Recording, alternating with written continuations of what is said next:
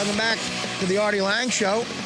I'm a huge fan of our next guest. I can't tell you how many times, I'm on the road.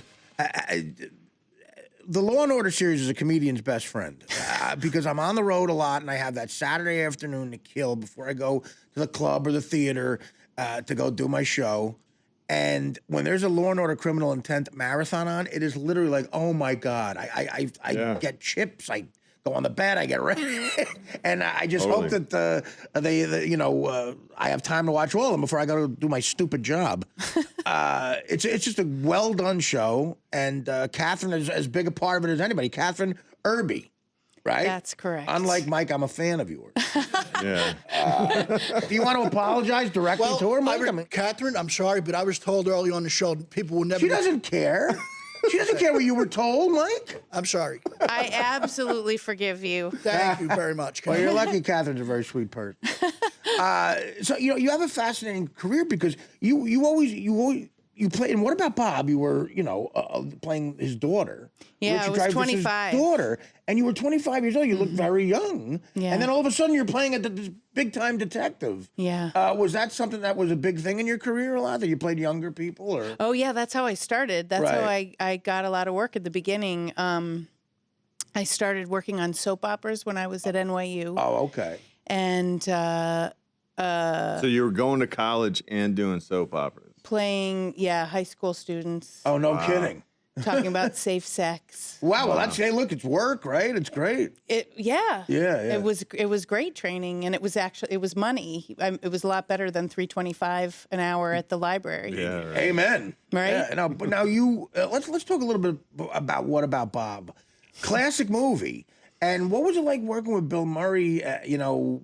And doing, was it improv, a lot of that movie? I mean, it was a lot of. It's just a classic now.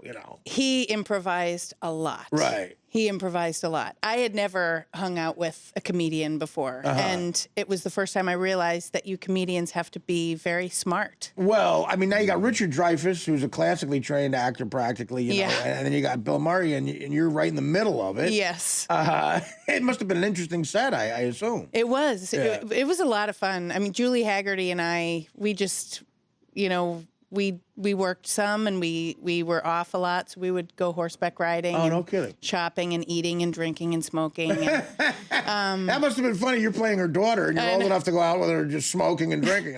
it was really fun. It was like summer camp. Now, how did you interact with the boy playing Charlie? your brother? That must have been odd because he really was younger, right? He really was younger, Yeah. yeah. So he was kind of on his own with whoever was there with him. He had different people come in, family members, but he was such a sweet, sweet guy. Yeah. Interesting. Sweet kid. Where'd you shoot that?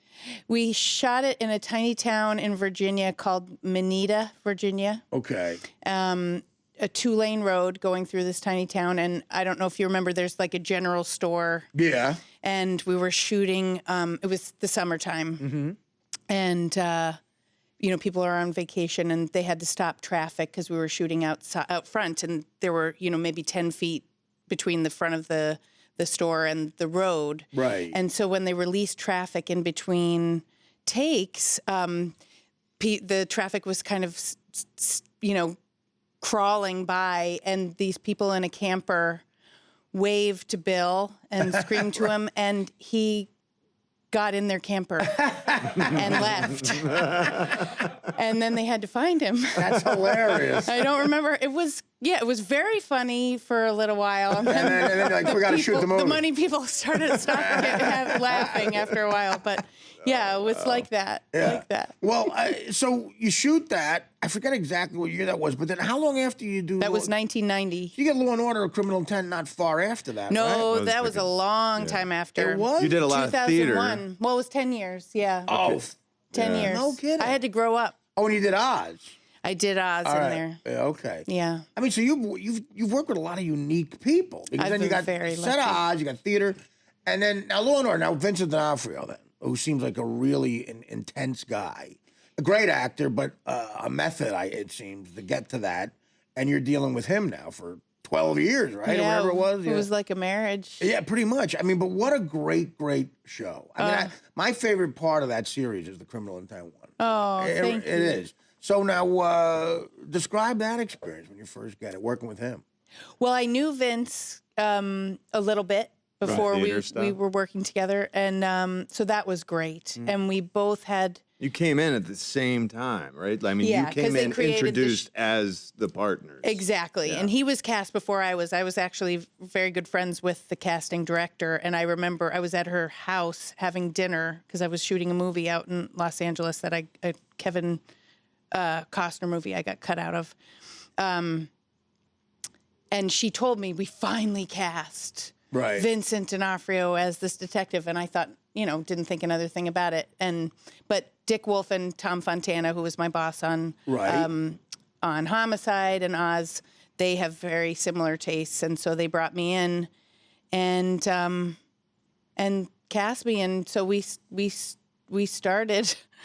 It seems like so long ago. It was before 9/11. Yeah, no, it's a long. It is. I mean, listen, it seems like a long time ago because unfortunately it is, right? It's almost 20 years. We were a lot younger, the two of us. That kind of schedule really ages you. Well, I hate to. Yeah, you know what what? was I'm that? going to tell you something. I hate to. This might sound. I hate to seem rude, but you finally look 25. It's finally happened. You're 25. No, it seems like a hard schedule because Yeah. Yeah, what was the schedule for that? I mean, Well, when we started, we worked 18-hour days, 5 days a week, Monday through Friday. you got to So- deliver episodes, right? I mean, it's a crazy. Yep. Yeah. You have 8 days to shoot, 8 business days to shoot an episode. Which is like a film, shooting a film. Yeah. Yeah. And in the beginning, they shot a lot more than would actually end up in the show because an hour-long show is only 42 minutes of actual Right, show right, 'cause because of of all the commercials, commercials. So the first 13 episodes, we worked. I mean, we would come home. I would come home to Brooklyn. My daughter was 5 at the time, and the sun would be coming up on Saturday morning. And yeah, you Well, just it was intense, but again, I mean, everything you guys did. We got to take a quick break, but I want to get back to talk about this a little bit more. But everything you guys did, it worked. The show never disappointed. Now you're doing a play, a play called Ode to Joy at the yeah. Cherry Lane Theater here in Manhattan for a couple more weeks. We'll talk about that a little bit and more with Kathryn. Mike, I'm sorry, Ed. Mike, what's your name? Kathryn Erbe. Terrible. I'm sorry. I'm sorry, Kathryn Erbe. The Artie Lange Show, weeknights on Audience, only on DirecTV.